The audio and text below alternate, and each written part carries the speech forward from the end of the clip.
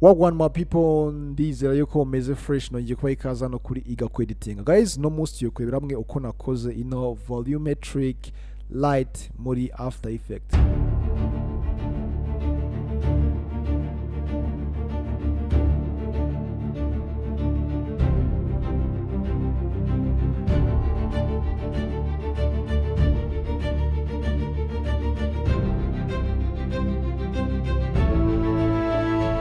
So nk'uko urimo kubibona still ubona nkaho ari fog wakoresheje, kandi still icyo nakoresheje ni light gusa iri guturuka mu idirishya, and then icyo nongeyeho ni iyi light cyangwa se iyi fog ibigaragaza muri cinematic mode. So guys, effect zose twakoresheje zose ziri muri Adobe After Effects. Any version yose waba uri gukoresha ziba zirimo nta kibazo. So tudatinze rero reka dusimbukire muri After Effects turebye aribyo.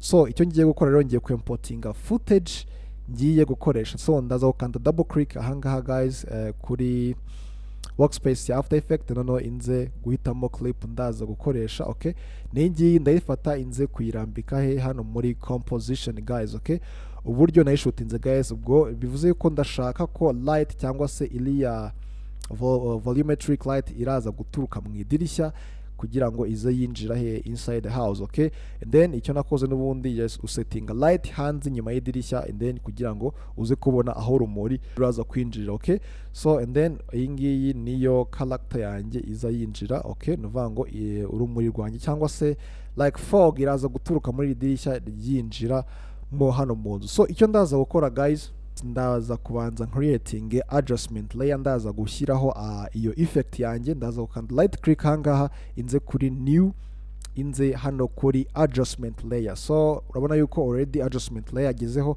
ndaza kuyirenaminga nze kuyita ko yitwa volumetric light gutya. Okay, and then so nindangiza kwita izina guys, ndatanze hano kuri effect nze gusacinga effect yanjye yitwa tint. Guys, iyo utabonye ino effect search place, ushobora kuza hano kuri window ukaza ukenaboringa ino effect and preset. So niyo uza gusanga ahangaha akaba ariho uza gusacingira effect zawe. So effect ya mbere ndaza kuyisacinga yitwa tint, noneho inze kuyiterura nyishyire muri ya adjustment layer yanjye na creatinze. Urabona yuko guys clip yanjye ihinduka black and white. Okay, so nikimara guhinduka, nuvuga ngo ikimara guhinduka black and white guys, ndaza gusacinga indi effect yitwa curves. Okay, so ino curves nayo ndaza kuyiterura inyishyire hahe kuri adjustment layer yanjye. So icyo nshaka gukora rero guys, nuvuga ngo ngiye guhindura bino bikuta byose black, noneho haze gusigara ino white, niho n'ubundi ya light cyangwa se ya volumetric light yanjye iraza guturuka. So ndaza no kuri curves,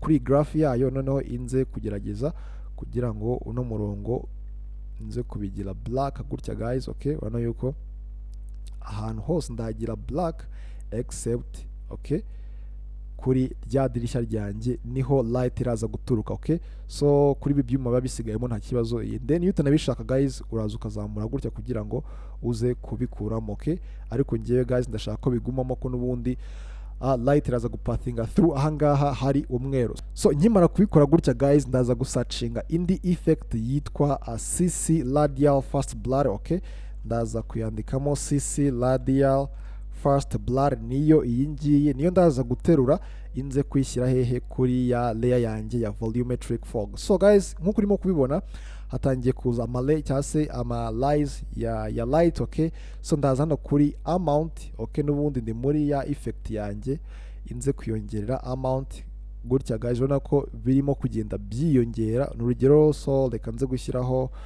98. alright. Okay, so and then urabona ko byabaye birebire guys. So icyo ndaza gukora rero, ndatanze hano kuri ya layer yanjye ya volumetric fog hano kuri mode. Okay, so iyo utabonye mode guys, uraza ugakanda hano kuri toggle switch modes. Okay, n'urugero After Effects yawe ushobora gusanga imeze gutya. Okay, and then usually ugakanda hano kuri toggle switch uhita ubona mode, and then ndaza gukanda hano handitse normal, inze gukanda hano handitse screen kugira ngo noneho inze kubona ya clip yanjye iri normal. So icyo ngiye gukora, urabona ko ino direction y'uru rumuri ntago ruri ahantu hanyaho, so ndashaka ko ruba ruri gukubita kuri iyi subject cyangwa se kuri uyu mu character. So icyo ndaza gukora rero, ndaza hehe hano kuri center, urabona ko ifite aka icon kameze gutyo, so niko ndaza gukandaho noneho inze kugashyira hano hejuru. Urabona ko guys ntago urumuri rwanjye ruragira direction imeze neza, ushaka kumuvinga up cyangwa se ukamuvinga down this way guys, okay. Urabona yuko ahangaha ushobora kuruhereza direction ushaka, so ndaza kuruhereza direction imeze gutya guys, okay. Biraza kuba bimeze neza cyane. So hano kuri iyi amount guys, iyo nongeye isa nkagabanya, ubona ko yes, ubona itandukaniro riba rihari, okay. So nuvuga ngo iyo ndangije kuruhereza direction yanjye, icyo ngiye gukora guys, ngiye kongera nadingeho curve kuri uru rumuri rwanjye, okay. Ndaza gusacinga curve inze kwishyira kuri uru rumuri, okay. So ndashaka kuruheza like a cinematic look, okay. So inze hano kuri RGB nze guhitamo red, nze kuyizamura gutya guys. Urabona ko hari ikintu gitangiye guhinduka, even nze gucuzinga green naho nze kuyizamuraho gatoya, okay. Urabona ko even na blue ndaza kuyimanuraho gato muri ubu buryo. Urabona ko guys bitangiye kuzana look, yes, iri cinematic. So guys, iyo ndangije gutya and then n'urugero kuri iyi clip yanjye ntabwo ifite temperature nishimiye guys, so icyo ndaza gukora, ndaza kwadingaho volumetric color, okay. So what is my volumetric color guys? Volumetric color, so ndaza kwiterura inze nyishyira hano kuri clip ya nyayo, apana kuri adjustment layer twakreye. So ndatanza kuza gufungura ino basic correction byibuze, urabona ko harimo warm nyinshi. Icyo ndaza gukora, ndaza kugabanya ino temperature gutya guys. Urabona ko byibuze hano bihise bihinduka in this way, okay. Ahangaha birasa neza cyane. So guys, icyo ngiye gukora ari nacyo cyanyuma, ngiye kwadingaho cinematic bars hano muri After Effect. Uburyo twadingaho cinematic bars, ndaza kubanza creating a solid layer. So right click ahangaha, inze hano kuri new, inze go creating a solid layer, okay. Noneho nze kuyita cinematic bars, and then ukamakinga sure yuko cinematic bars yawe igomba kuba ifite ibara rya black cyangwa se ibara ry'umukara. Inze gukanda okay. So nkuko urimo kwibona, make sure yuko n'ubundi iraza kuba iri hejuru y'aya malayer yanjye abiri. So ndahita nza gusacinga effect yitwa CC gels, okay. Ndaza kuyiterura n'ubundi nze kwishyira muri ya cinematic bars yanjye layer, okay. Mite nzanga kuri hano kuri completion, okay. Noneho inze kuyongera nyishyire kuri 75, okay, gutya, okay. Urabona uburyo cinematic bars yangije. So ndatanza hano kuri height mahindure, yes, mita mbashyira kuri 0, shyire kuri 0, okay. No width diff ndayigumisha no ku bururu.